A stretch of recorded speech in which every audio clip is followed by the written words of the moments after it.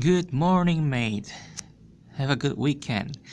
Today I'm going to discuss a game I played in the 700 rating against Bardic, which is a new player because he's got a question mark behind his rating, which means that he has to play around 10 games or something like that to decide what sort of rating he has.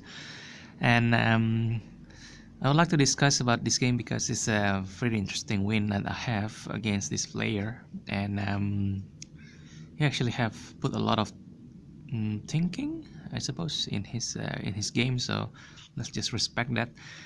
Um, let's see how the game is. Okay. All right. I open usually with bird opening, which is f4, and it was replied by b6, which is, I suppose, I know the idea is to fianchetto the bishop to b7 there, and I just move on with knight goes to f3, bishop goes to b7, e3, knight goes to c6, c4, e6, bishop e2, and then it's setting up for the bird opening and bird defense, which is kingside castling.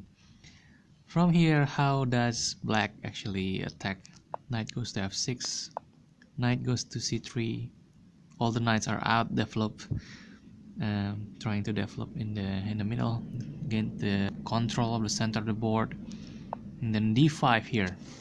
So this is the beginning of the attack, and I do not hesitate to take d5. So she takes d5, and from here black have a lot of options. Can take with the knight or the pawn, take with the pawn, so he takes d5, and then castling d4 was moved here, and I was actually making a blunder, which is knight goes to b1, because do you realize that what sort of blunder it is? Yes, it is a blunder because black can move the pawn forward, and then all of a sudden my white square, my light square bishop is actually trapped. But of course, I have some luck. Black move bishop goes to d6 afterwards, so I can sort of free up my bishop by moving it to b5, and it's actually pinning the knight at c6 at the same time, so it's pretty good, to be able to escape that. And from here, king just run away with the kingside castle, of course, trying to get the knight unpinned, and also moving the king to safety. And here I move my queen to c2 because I want to attack the king side, and it's actually not really an accurate move. It's a mistake, and as simple as black's knight can move to b4 square, and it's actually punishing my queen. It's got not much square to run. Now here black played queen goes to d7 instead, and it's actually making the knight pin again, and it's weird, right? But I don't want to sort of utilize the pin there. I just move my knight to g5 there. I know it's a blunder, but yeah, I suppose black's not playing accurately, so I just don't play accurately as well, and I'm just trying to be aggressive. So here d takes e3, which is not a really good move for black because of the pawn structure that I have is pretty strong afterwards, which is d takes e3. Then look at this pawn is really protected by the bishop at c1, so it's pretty good. Now bishop c5, probably trying to pin the pawn at e, but as I said before, it's actually pretty strong, so I don't mind that. And also this move is actually bad because this pawn is actually pretty strong. It controls c3 square, and after it took my knight is free, so my knight is on is on the loose, and it can sort of make another attack. Now if you want to have a look, the main idea of the attack is to attack the pawn at h7, which is being guarded by the knight at f6, and I just want to annoy the knight, or maybe make it do something else or do another move. so I can attack it. So from here we can see a6 was moved, and it's, of course, the idea is to kick back the bishop there.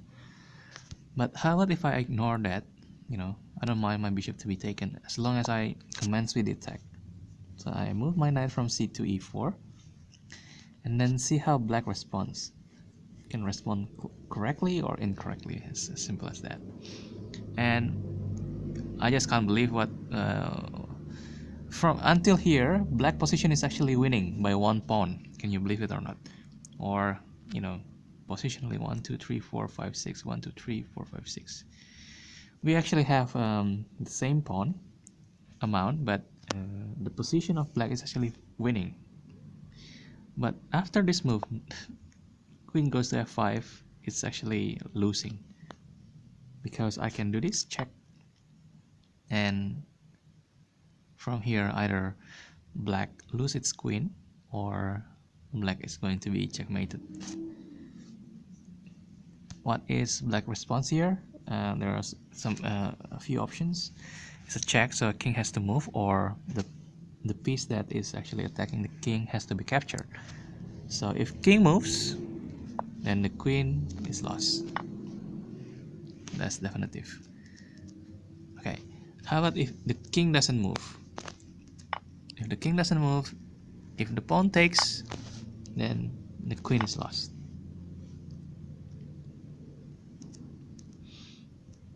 And if the queen takes the pawn, then it's a checkmate. So basically, after this move, knight goes to f5 and then knight f6, what happened was black resigned.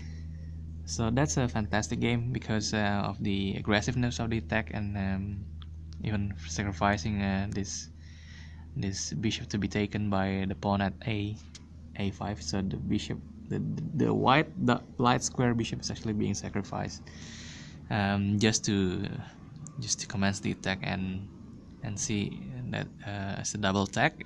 It's an open check. Sorry, it's not an open check, it's a check by knight, but then the queen is actually being attacked at the same time. So it's been fantastic, and thank you for watching.